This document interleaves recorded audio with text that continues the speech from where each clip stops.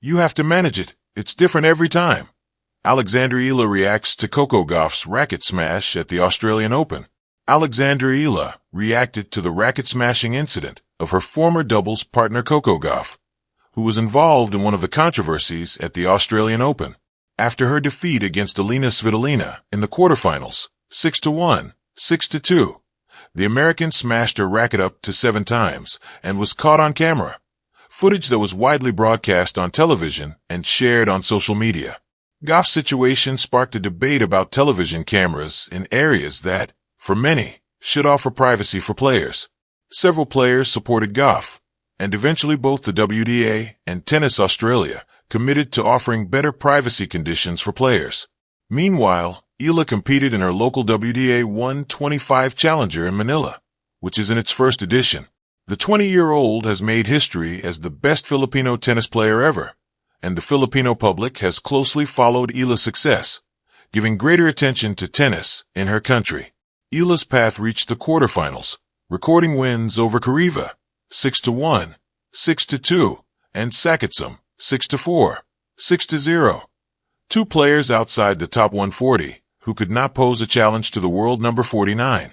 However, she was eliminated by former number 33 Camila Osorio in straight sets, saying goodbye to the tournament's first edition.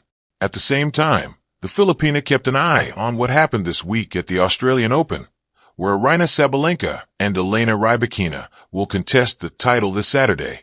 In a press conference, she addressed the Gauff episode, who had been her doubles partner at the 2025 Italian Open, advancing to the quarterfinals before falling to eventual champions Sara Errani and Jasmine Paolini.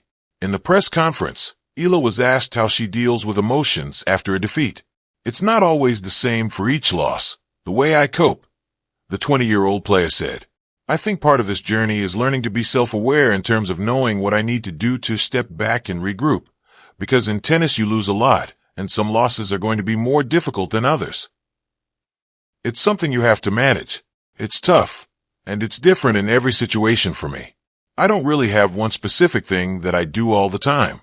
It's just very different with each loss. Certain aspects of my game just didn't show up today." The Filipina said goodbye to the Manila Open in the quarterfinals, but still collected some points that will allow her to reach her best ranking in the next update after the Australian Open, moving to world number 45. Eala faced a complicated rival like Osorio in a match that ended 6-4, 6-4. She was far from her usual level, winning just 48% of her service points and committing a total of 5 double faults. "I think, of course, there were certain aspects of my game that just didn't show up today," explained the Filipina. "There were certain things I could have done better, but it doesn't have to be a big deal." The former U.S. Open Junior champion still took positive lessons from a week in which she again collected wins, which also served as preparation for the Middle East swing, with Abu Dhabi and the WTA 1000 Doha and Dubai qualifying rounds as objectives. "I think I have some good things to take away as well from this week in general. We take it in our stride and move on. I just do my best to learn from what I can from this match."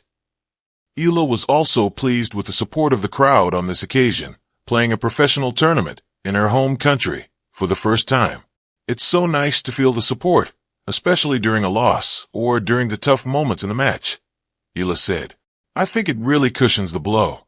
Playing in front of crowds like this that are passionate and that support you is a double-sided sword. On one end, it does cushion the blow because you know that they're there for you and they support you. On the other hand, it hurts a little more and it's a little harder to accept because you want to do the best for them. I think I gave it my all today and there were no regrets, so I'm happy about that." Women's tennis has been overlooked for a long time. The Manila Open was only in its first edition, a clear sign of the growth of tennis in the Philippines, which has increased in popularity largely thanks to Eala.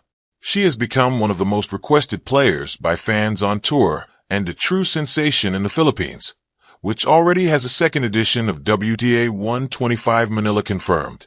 To have a WTA here, like I said, is a great stepping stone, and I think a wake-up call for the people who are able to help and able to do something about it. This is a good stepping stone, like I've mentioned before. In my opinion, women's tennis especially has been overlooked for a long time. Eala commented. On top of tennis already not being such a popular sport here in the Philippines, I heard the other day that locally there were only 8 professional tournaments for men around the Philippines and only 2 for women. I think there's a lot of room for improvement, having just 2 professional tournaments for women tennis players. There's a huge margin for improvement there. Filipinos are super hardworking and super passionate. So I'm sure if we nourish our tennis players, then slowly we can start to build more and more champions.